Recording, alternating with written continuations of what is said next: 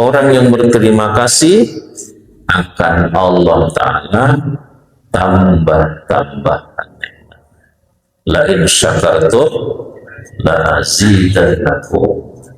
Sungguh seandainya kalian bersyukur, sungguh akan aku tambahkan nikmat.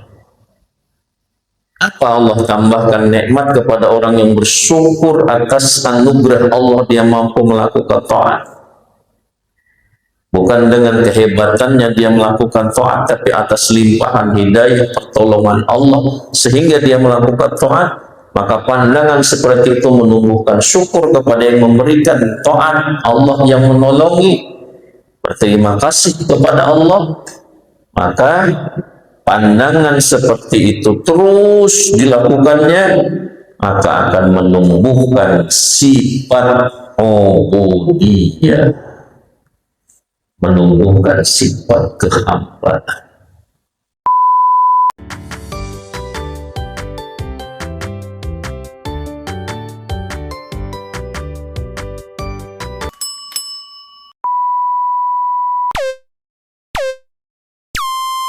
Jamaah Manaqib Sultan Al-Awliya wa Tajul Asfiya Syekh Muhyiddin Abdul Qadir Al-Jilani Qaddasallahu Sirrah, khususnya kita yang hadir pada kesempatan yang penuh berkah pada malam hari ini, mudah-mudahan semuanya senantiasa di dalam rahmat dan ridho Allah Subhanahu wa Ta'ala. Allah kabulkan segala hajat kita, baik urusan dunia dan akhirat. Dijadikan Allah keluarga kita keluarga yang sakinah mawaddah warahmah. Anak keturunan kita mudah-mudahan Allah jadikan orang-orang yang saleh dan salehah. Dengan berkah Sahibul Manaqib Syekh Abdul Qadir Al-Jilani Qaddasallahu Sirrah, dengan karamah Syekh Mursyid Al-Arifillah Al-Alim Al-Allamah Sahibul Bahril Karamah Sultanul Awliya fi Zamani Mursyid Kamil Mukamil Syekh Ahmad Sahibul Wafatatul Alamin. Pertama-tama yang kami muliakan para alim, para ulama, para kiai, para ustaz, para pembalik, tokoh masyarakat, yang khusus segala hormati Ketua Lembaga Dakwah Thariqah Qadiriyah Naqsyabandiyah, para pesantren Suryalaya, Korwil Provinsi Sumatera Selatan dan seluruh jajaran kepengurusannya, pada Bupati, Ketua MDTGN untuk pesantren Suryalaya, perwakilan Kota Palembang, dan seluruh jajaran kepengurusannya, Ketua Bupati, Ketua GPS, Ketua Imbela, dan seluruh jajaran kepengurusannya. Mudah-mudahan beliau semua yang telah mendapat tugas dalam rangka berkhidmat kepada Syekh Mursyid Guru Agung Syekh Mas-Suhibul Wafatatul Arifin untuk mengamankan, melestarikan amaliyah TGN pesantren Suryalaya Tasikmalaya. Allah memberikan kekuatan, kemampuan untuk menjalankan tugasnya. Dan yang kami hormati semua ikhwan dan akhwat, bapak-bapak, ibu-ibu, jamaah Manaqib yang dirahmati Allah. Alhamdulillah, pada malam hari ini kita bersama-sama beri hidayah serta taufik oleh Allah Subhanahu wa Ta'ala, sehingga kita bisa bersama-sama hadir di masjid yang kita cintai ini, meluangkan waktu, meninggalkan sesaat kesibukan duniawi kita dalam rangka kita belajar mengikuti tuntunan bimbingan daripada guru mursyid kita Al-Arifillah Al-Alim Al-Allamah sahibul bahril karamah, sultanul awliya fi zamani, mursyid kamil mukamil, Syekh Ahmad Sahibul Wabadani Arifin. Bapak Ibu ikhwan wal akhwat yang dirahmati Allah, kita bersama-sama tentunya ingin mendapatkan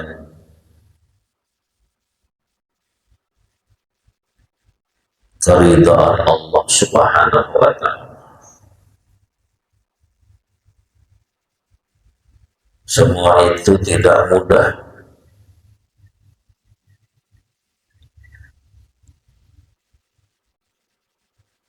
Semua itu melalui perjuangan keras, melalui ridha dan mujahadah,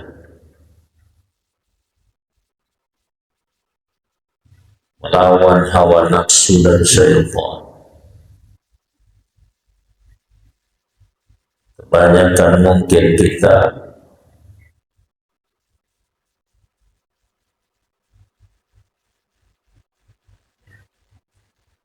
membuat atau mengikuti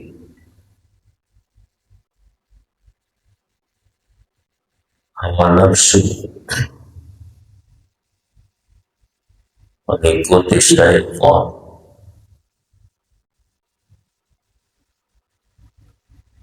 tidak mencapai ridha Allah Subhanahu wa Ta'ala. Bahkan di budaya hawa nafsu dan syaitan yang selalu menjebak kita,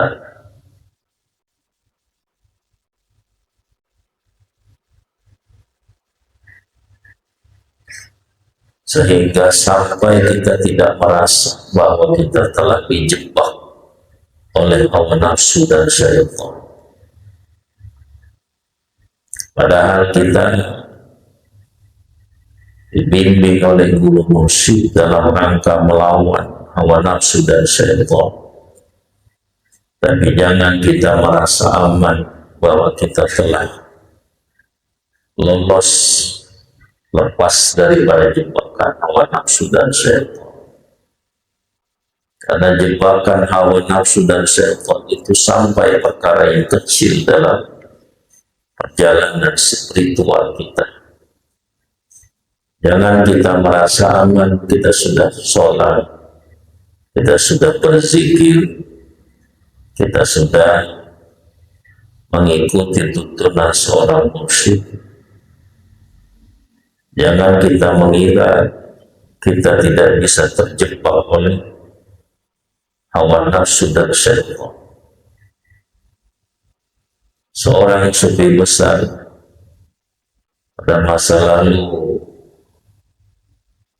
beliau mursyid Thariqah Syadziliyah.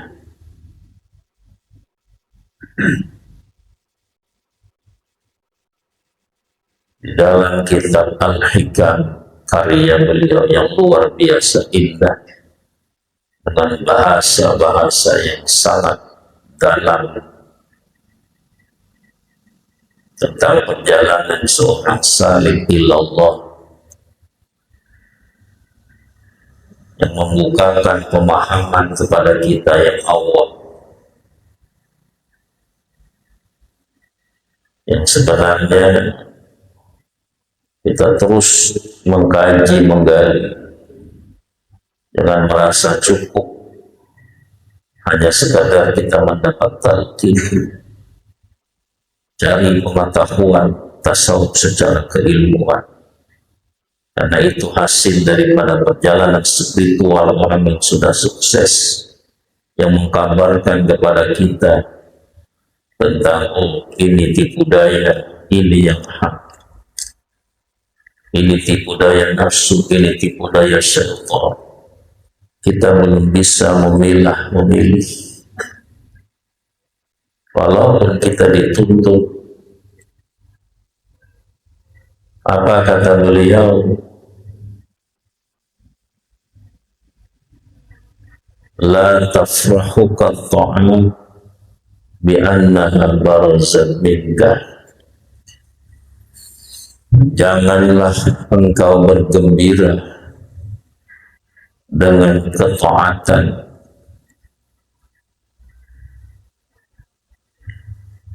yang ketaatan itu terbit daripada dirimu. Kita biasanya pasti gembira Bapak Ibu habis sholat, habis mantap, habis zikir yang lebih daripada standar umumnya orang lain.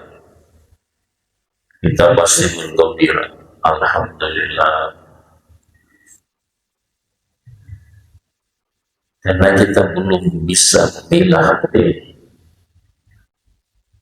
Padahal kita di dalam taat. Jangan dikira nafsu itu menjebak kita hanya di dalam maksiat. Yang paling halus jebakan nafsu itu di dalam taat. Sampai kita tidak merasa bahwa kita terjebak oleh hawa nafsu. Seolah-olah kita sudah lolos, sudah sukses. Padahal kita dijebak oleh hawa nafsu. Mungkin kita dulu ada Mangkopah Syekh Abdul Qadir yang ketika beliau wiridan tengah malam, beliau berzikir dengan suara yang keras. Tiba-tiba ada cahaya yang terang yang tidak pernah dilihat seumur hidup beliau. Indahnya cahaya,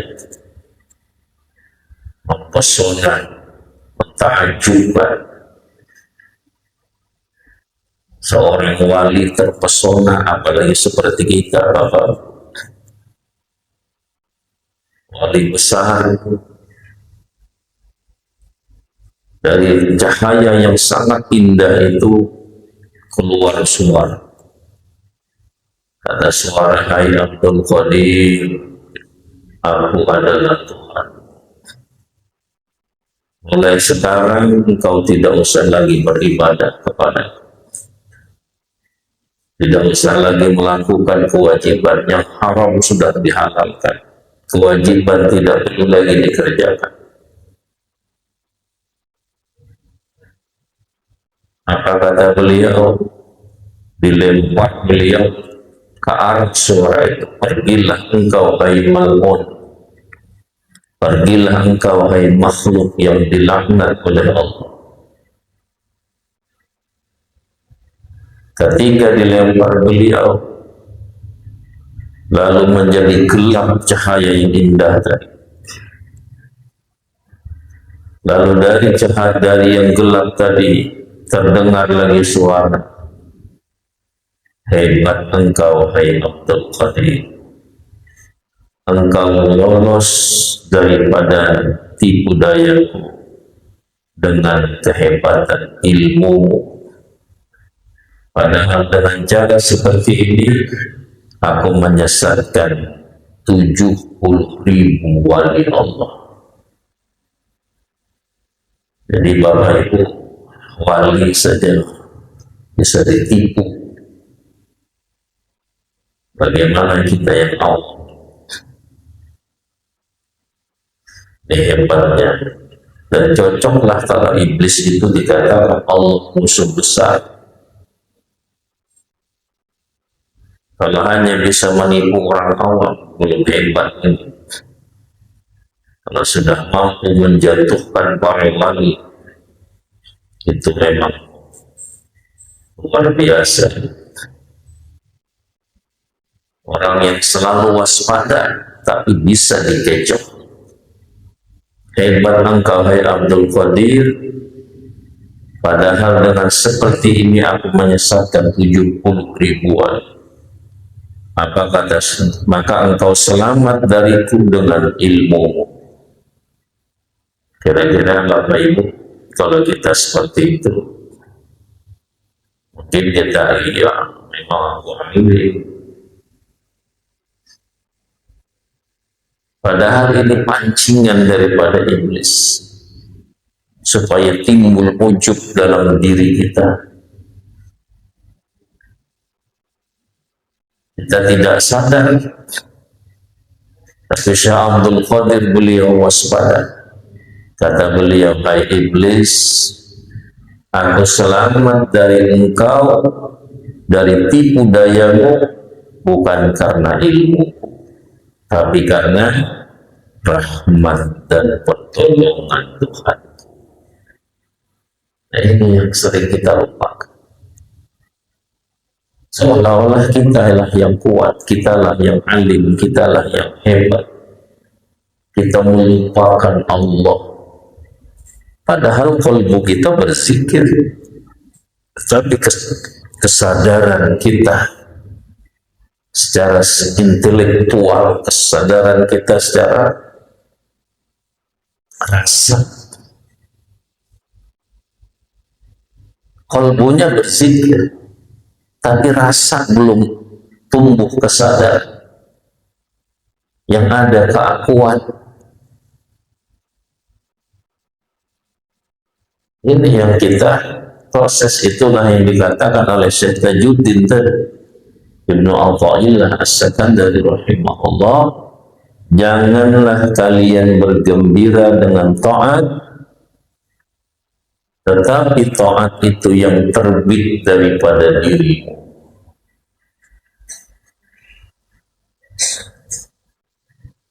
Umumnya kita gembira habis selesai khatamah, alhamdulillah.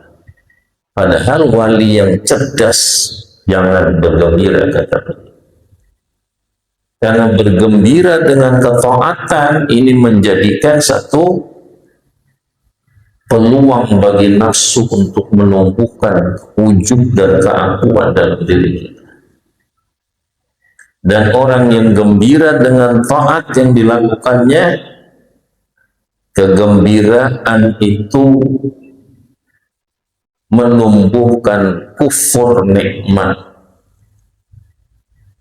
Kalau kita melihat, oh ini orang bersyukur, dia melakukan taat, berarti karunia Allah yang diberikan kepadanya digunakannya untuk taat. Oh ini orang bersyukur. Padahal kata sufi bukan. Gembira dengan taat menumbuhkan kufur nikmat. Tidak mensyukuri kepada yang memberikan nikmat. Kelihatannya seolah-olah mensyukuri. Alhamdulillah aku bisa tahajud malam ini. Alhamdulillah aku mampu khataman tam malam ini. Alhamdulillah aku mampu sholat duha, berzikir hari ini. Ini alhamdulillahnya kepada si taat. Segala puji bagi Allah, aku mampu berzikir hari ini.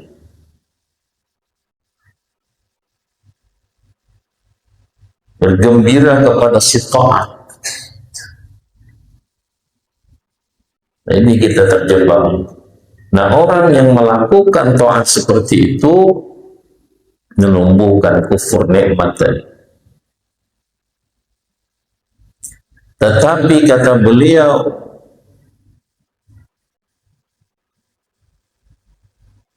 bergembiralah engkau dengan taat yang taat itu terbit daripada Allah memberikan taufik hidayah pertolongan kepada.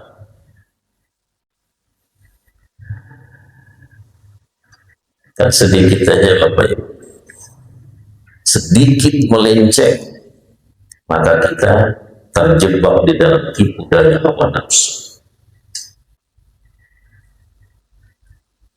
Wa furah bi annaha barazat minallahi ilaika. Bergembiralah engkau dengan ketaatan yang taat tadi terbit daripada Allah memberikan hidayah taufiknya kepada. Ini yang kita lupakan. Kita gembira, alhamdulillah mampu melakukan taat. Tapi yang sebenarnya alhamdulillah ya Allah, Engkau memberikan hidayah, taufik serta pertolongan kepadaku sehingga aku mampu melakukan taat kepada malam ini. Dan ini yang dilupakan, Allahnya dilupakan. Kita gembira dengan taat, lupa kepada yang memberikan taufik hidayah kita mampu melakukan taat. Jadi jebakan nafsu itu halus, Bapak. Seolah-olah kita ini sudah lolos dari jebakan, tidak terasa kita terjebak di dalam hawa nafsu.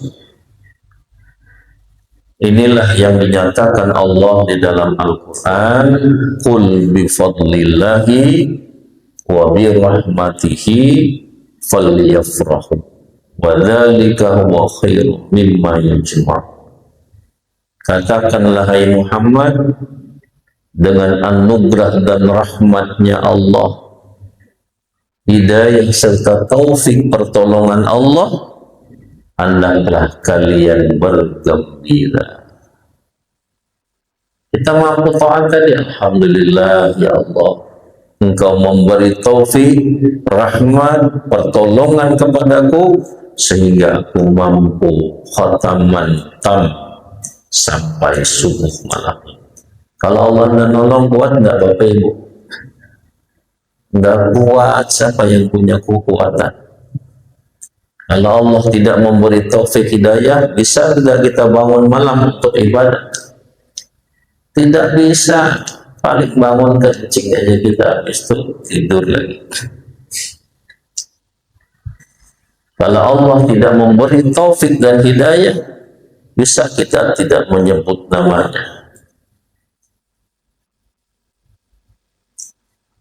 Lihat orang-orang yang tidak mampu diberi taufik hidayah, bisa dia tidak menyebut nama Allah. Kalau menyebut nama yang lain pasti hafal. Tapi menyebut nama Allah tidak diberi taufik hidayah oleh Allah kepada. Nah, ini yang kita lupakan. Maka bergembiralah. Maka kata Allah, katakan hai Muhammad, dengan rahmat, anugerah, taufik dan hidayah dari Allah, hendaklah kalian bergembira. Artinya apa? Alhamdulillah ya Allah, Engkau memberi hidayah, taufik, pertolongan kepadaku sehingga aku mampu melakukan taat hari ini, sehingga aku terlepas daripada maksiat. Jangan merasa hebat ketika lepas dari maksiat. Hebat kamu bisa lepas dari maksiat ini. Iya, memang aku hebat. Dan terasa kita dijebak lagi oleh iblis dengan ujub merasa hebat, bangga diri kita. Ini yang kita hati-hati. Nah, maka pandangan batin orang yang seperti itu tadi di dalam setiap ketaatannya, atau dia terhindar diri daripada maksiat, pandangannya seperti tadi, maka kata Allah, wa dzalika huwa khairum mimma yajma'u. Pandangan batin seperti itu lebih baik daripada apa yang telah dikumpulkannya di dalam dunia. Hanya seperti itu pandangan rohani kita. Kita tidak melupakan Allah di dalam kenikmatan, taat atau terhindar dari maksiat. Bukan keakuan kita melakukan taat dan bukan keakuan kita mampu lepas daripada maksiat. Tapi Allah semua. Nah, maka pandangan batin orang yang seperti itu lebih baik daripada apa yang dia kumpulkan di dalam dunia. Lebih baik daripada amal-amal ibadah kita. Kita sholat satu malam, kita zikir satu malam, tapi ada keakuan di dalam zikirnya, maka kalah dengan pandangan batin yang seperti tadi. Kecil dia melakukan ibadah, tapi kualitasnya luar biasa. Dan kita ingin kualitas. Ibarat orang kerja itu kerjanya ringan, tapi hasilnya besar. Ini orang yang berilmu, orang yang tajam. Akhirnya alhamdulillah kita disampaikan oleh beliau. Kita belum mencapai itu. Kita bersyukur, berterima kasih kepada orang yang jeli tentang tipu daya nafsu dan syaitan yang sangat halus. Kita tidak sadar ini kalau tidak dikasih tahu baik. Terus kita akan terjebak oleh nafsu dan syaitan. Seolah-olah kita merasa bahwa kita setelah selamat daripada jebakannya, padahal kita masih terjebak di dalam tipu daya nafsu dan syaitan. Halus tipu dayanya Bapak.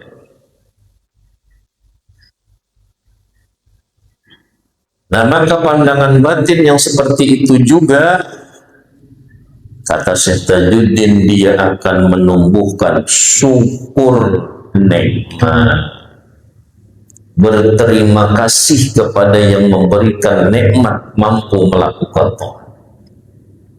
Kalau tadi kan keakuan yang melakukan taat, seolah-olah kita ini punya daya upaya, punya kekuatan. Nah, kalau seperti tadi yang kedua, kita mensyukuri kepada yang memberikan nikmat. Kalau Allah tidak nolong, bisa tidak kita? Nah, maka orang pandangannya seperti tadi, maka menumbuhkan syukur nikmat, berterima kasih kepada yang memberikan nikmat. Orang yang berterima kasih akan Allah Ta'ala tambah-tambahkan nikmat. La in syakartum la azidannakum. Sungguh seandainya kalian bersyukur, sungguh akan aku tambahkan nikmat. Apa Allah tambahkan nikmat kepada orang yang bersyukur atas anugerah Allah, dia mampu melakukan taat? Bukan dengan kehebatannya dia melakukan taat, tapi atas limpahan hidayah pertolongan Allah sehingga dia melakukan taat. Maka pandangan seperti itu menumbuhkan syukur kepada yang memberikan taat, Allah yang menolongi, berterima kasih kepada Allah. Maka pandangan seperti itu terus dilakukannya, maka akan menumbuhkan sifat ubudiyah, menumbuhkan sifat kehambaan. Nah, ini yang ditunggu Allah kepada hamba, bukan kehebatannya.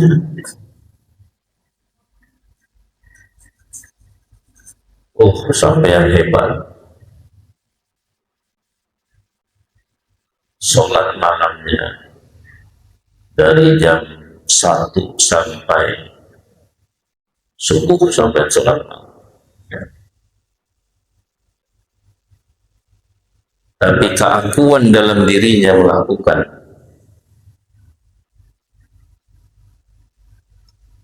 ini bahaya.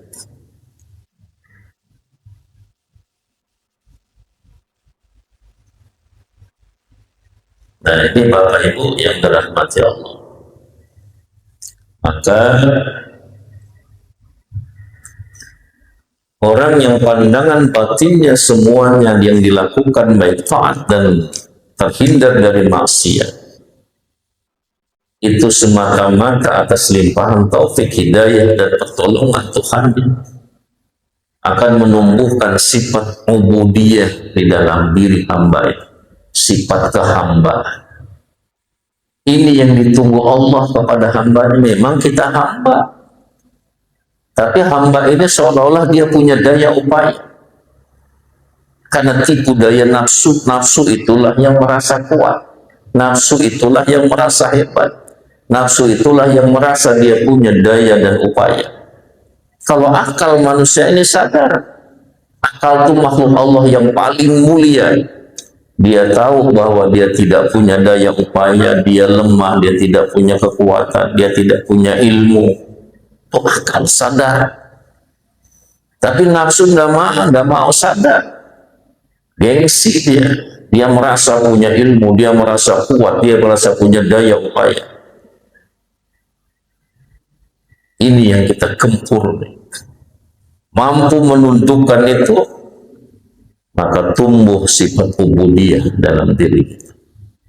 Itu yang Allah tunggu kepada hamba. Bukan hebatnya, bukan hebat ceramahnya, bukan hebat dia ilmunya, bukan. Yang ditunggu Allah sifat kehambaan. Apa sifat hamba itu? Ada berapa Bapak?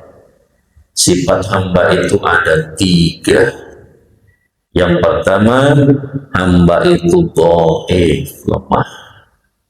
Mampu tidak kita menggerakkan telunjuk kita? Mampu tidak kita melangkahkan kaki kita ke sini? Ini sifat hamba. Sifat hamba itu dhaif. Jangankan kaki kita yang besar, nyamuk pun dengan sayapnya yang tipis, dia tidak mampu mengepakkan sayapnya yang tipis itu, kalau tidak dengan pertolongan Allah. Ini sifat hamba dhaif, lemah, tidak ada kekuatan, hanya nafsu yang merasa kuat.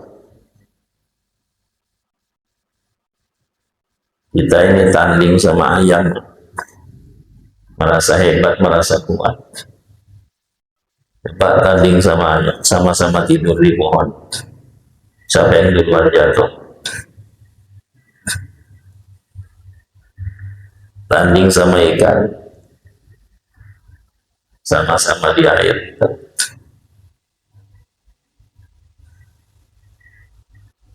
Kita hanya merasa nafsu kita merasa kuat.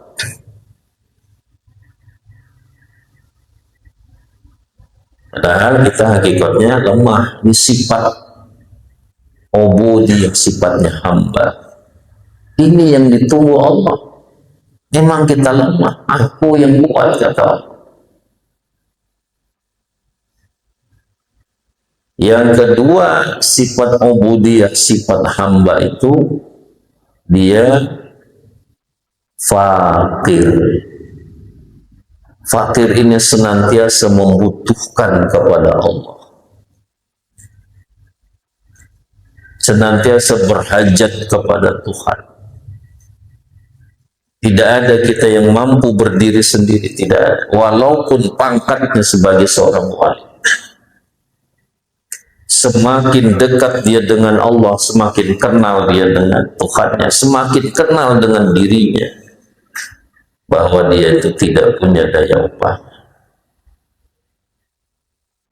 Nah, kita fakir. Yang merasa kaya itu kan hanya nafsu kita. Merasa kita tidak membutuhkan yang lain, itu hanya nafsu.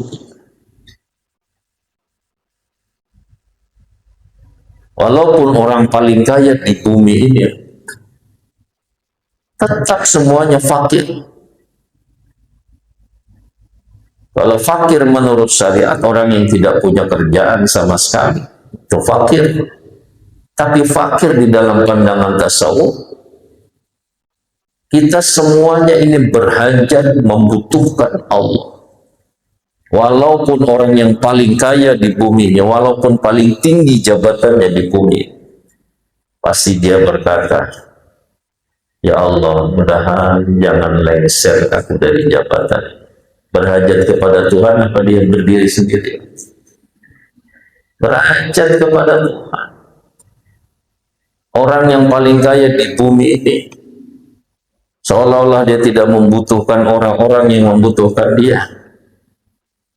Ketika dia misalnya naik di pesawat, lalu terjadi goncangan di pesawat, kemana dia lari? Ya duit, ya duit, ya rumahku yang mewah, hai mobilku yang mewah, tolong aku. Bukan ya Allah, ya Allah, ya Allah. Menyeru, menghajat, membutuhkan Allah. Kemana lagi kita mau lari? Nih, kita ini namanya fakir ilam. Atau ketika kita masuk ke WC, ketika ingin buang hajat, lalu keras misalnya, sambil menjerit, ya Allah, kata Tuhan, nyeruksuh berhajat kepada aku juga ternyata.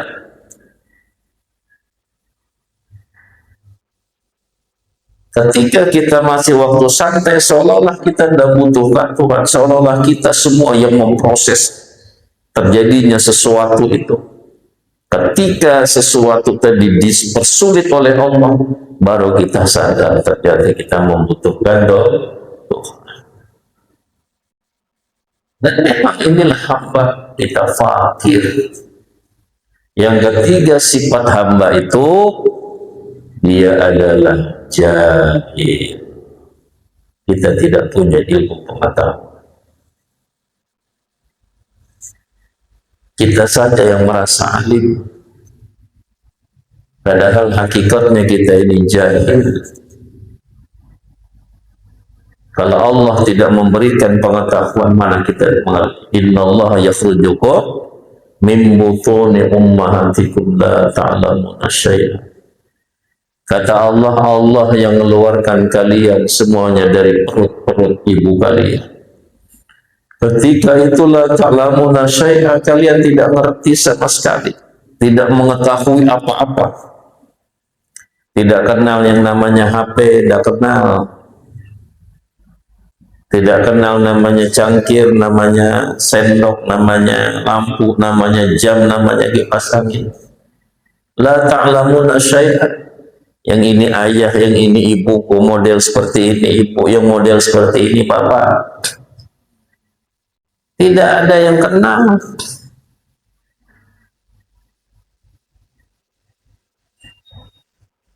Wa ja'alakumus sam'a wal absar wal afidah. Setelah proses sebulan, 2 bulan, 3 bulan, baru Allah berikan kalian pendengaran, baru bisa mendengar. Dulu punya kuping juga, tapi kok Anda bisa dengar?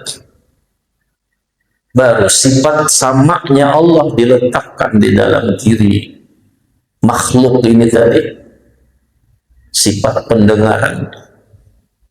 Akhirnya bisa mendengar, lalu bisa melihat. Allah berikan afidah, akal, bisa berpikir, lalu dapat pengetahuan. Jadi kita ini hakikatnya inilah sifat hamba jahil yang Allah tunggu, karena kita sering merasa alim, merasa pintar, merasa pandai. Ini yang menjebak kita di dalam ujub, bangga diri. Nah ini Bapak Ibu, maka sifat ubudiyah inilah yang Allah tunggu kepada hamba. Dan sifat ubudiyah ini pangkat yang tinggi, jangan dianggap enteng. Pangkat hamba itu seolah-olah itu pangkat yang hina. Kalau hamba di dalam zaman perbudakan dulu memang hina. Hamba sahaya, hidupnya diperjualbelikan oleh tuannya. Bukan hamba seperti itu dimaksud ulama tasawuf. Hamba itu orang yang menghilangkan segala keakuan dirinya, yang ada hanya kebesaran-kebesaran Tuhan di dalam rasa. Tidak ada keakuan aku yang mampu taat, aku yang kuat, aku yang pandai menghindarkan diri dari maksiat. Tidak ada. Pandangannya hanya rahmat, taufik, hidayah, pertolongan Tuhan. Ini yang ditunggu dan itu pangkat yang tinggi. Ketika Nabi pada malam Mi'raj, Allah menyebut Nabi kita dengan sebutan apa? Coba baca kita surahnya. Subhanalladzi asra bi 'abdihi. Abdun itu dalam bahasa ilmu nahwu itu mufrad. Artinya satu orang. Subhanalladzi asra bi 'abdihi. Maha suci Allah yang telah menjalankan dengan hamba. Kenapa Allah tidak menyebut bi rasulihi? Kenapa Allah tidak menyebut bi nabiyihi, bi khalilihi? Maha suci Allah yang telah menjalankan dengan Rasulnya, Maha suci Allah yang telah menjalankan dengan Nabinya, Maha suci Allah yang telah menjalankan dengan kekasihnya. Tapi Allah menyebut hamba. Karena para Nabi, para Rasul sudah sukses memproses dirinya, menghilangkan keakuan. Yang ada hanya daya upaya rahmat taufik hidayah Tuhan. Itu terus dalam pandangan Tuhan. Kalau kita dijebak nafsu terus, aku terus hilang. Alhamdulillah langat taufik hidayah rahmat dan pertolongan. Ini Bapak Ibu tipis seperti kulit bawang.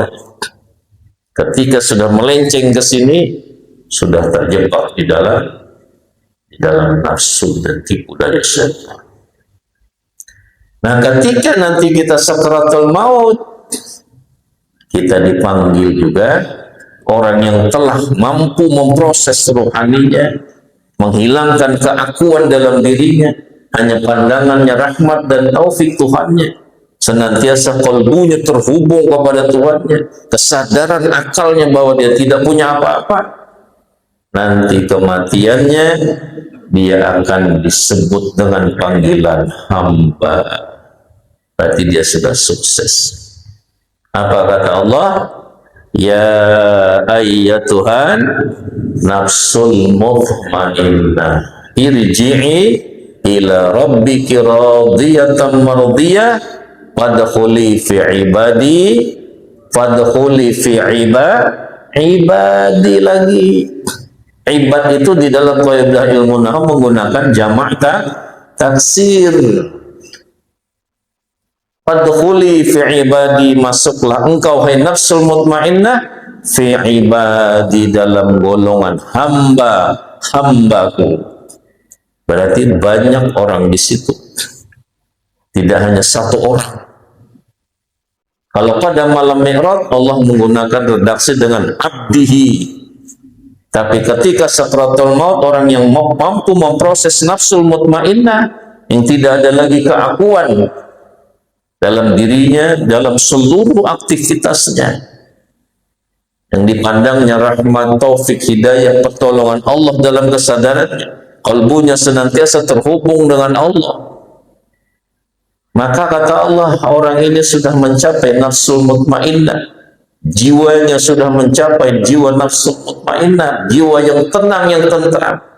Kembalilah engkau kepada Tuhanmu, engkau ridho, Allah meridhoimu. Masuklah hai jiwa yang tenang ke dalam golongan hamba-hambaku. Disebut Allah hamba, masuklah dalam golongan hambaku. Ternyata di situ ada para nabi, para rasul, para wali, para mursyid berada di situ. Karena mereka telah sukses memproses dirinya menjadi hamba. Kita ini kan akunya hamba, tapi sifat ketuhanan itu ada pada diri kita. Seolah-olah kita yang kuat, padahal yang kuat itu Allah. Kita tidak punya kekuatan sama sekali. Kalau hamba, dia tidak punya apa-apa. Nah, ini Bapak Ibu, kita mau proses dengan zikir melalui bimbingan guru mursyid. terus kita amalkan, kita latih kesadaran kita. Allah yang memberi taufik hidayah. Nikmat kalau kita mampu memandang seperti itu di dalam pandangan rohani kita, di dalam ketaatan. Karena hilang keakuatan. Allah memberikan kelezatan rasa. Seolah-olah seluruh tubuh kita, sum-sum kita yang merasakan lezatnya nikmat taat itu. Sampai ke dalam sum-sum kita. Lezatnya. Ketika kita mampu senantiasa seperti itu pandangan rohani kita. Nah, kita latih terus, Bapak Ibu, hilangkan akunya. Kita pandang rahmat, taufik, hidayah, pertolongan Allah. Terus seperti itu. Dan nanti Allah bentukkan sifat ubudiyah, sifat kehambaan, matinya nanti akan dikelompokkan Allah dalam golongan hamba-hambanya. Orang-orang yang istimewa. Walaupun kita ini tidak hebat membaca kitab, walaupun kita tidak punya pesantren, walaupun kita tidak punya udeng-udeng sorbannya besar, tapi pandangan rohaninya seperti itu terus, itulah kekasihnya Allah. Kita akan tertipu, banyak tertipu. Kita melihat zahirnya seseorang, Allah tidak melihat zahirnya manusia. Nah, maka pandangan seperti tadi, Allah menolong dan sebagainya seperti tadi, itu luar biasa. Ibadahnya walaupun satu rakaat mengalahkan orang yang satu malam sholat.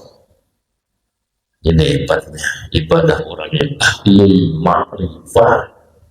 Kita masih dalam ibadah orang ahli syariat, kuat terus.